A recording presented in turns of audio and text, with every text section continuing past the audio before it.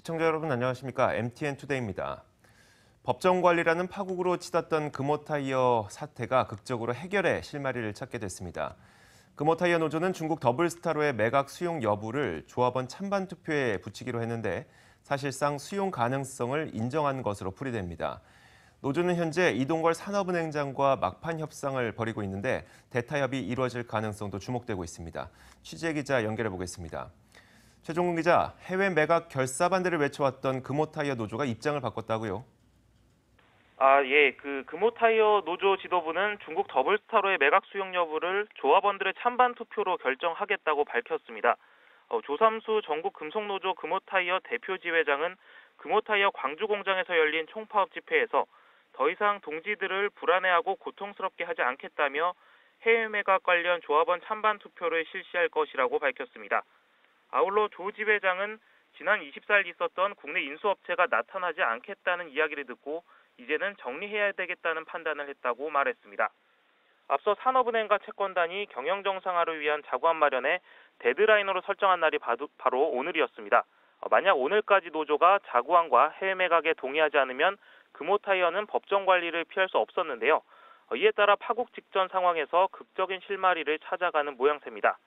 노조 집행부는 오후 3시 30분부터 이동걸 산업은행 회장과 최종구 금융위원장, 정부 관계자 등과 면담을 갖고 있습니다. 노조가 사실상 해외 매각을 수용한 상황이어서 고용유지와 경영권 보장 등에 대한 구체적인 합의와 함께 찬반 투표를 거치지 않고도 대타협이 이뤄질 가능성도 있는 것으로 알려졌습니다. 자, 노조가 갑자기 이렇게 한 발 물러선 이유가 뭘로 파악되고 있습니까? 네, 앞서 말씀드렸던 것처럼 노조가 밝혔던 국내 인수업체가 결국 나타나지 않았다는 것이 결정적인 이유로 보입니다.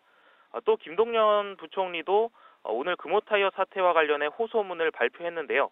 김 부총리는 노사 간 협의가 없으면 대규모 투자 유치가 물거품이 되고 당장 유동성 문제로 인해 법정 관리가 불가피할 것이라고 말했습니다.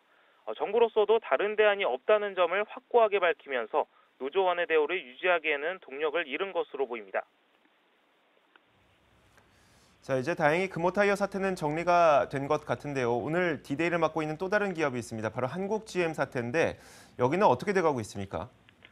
네, 한국GM도 오늘이 GM 본사가 제시한 데드라인이었습니다. 베리앵글 GM 해외 사업부문 사장은 이달 말까지 비용 절감에 대해 노사 간 합의에 이르지 못하면 자금난으로 부도가 날 수 있다고 경고했는데요. 이렇게 중차대한 상황에서 한국GM 노사는 비용 절감 타협안에 대해서 오늘 논의했지만 결국 양측의 입장 차이만 확인한 채 별 소득 없이 끝났습니다. 앞서 GM 본사는 오늘까지는 큰 틀에서 비용 절감에 대한 합의가 이뤄져야 4월 20일까지 정부에 자구안을 제출할 수 있다고 주장했습니다. 특히 자구안을 내지 못하면 정부나 산업은행의 지원도 기대할 수 없고 현재 자금 상황에서 부도가 날 수 있다고 노조의 압박 수위를 높여왔는데요. 한국GM은 이에 따라 희망퇴직금과 성과급 지급 등을 위해 6천억 원 정도의 자금이 필요한 상태입니다. 한국GM은 우선 자금이 고갈되고 있는 상황인 만큼 성과급과 희망퇴직금에 대한 지급을 지연한다는 계획입니다.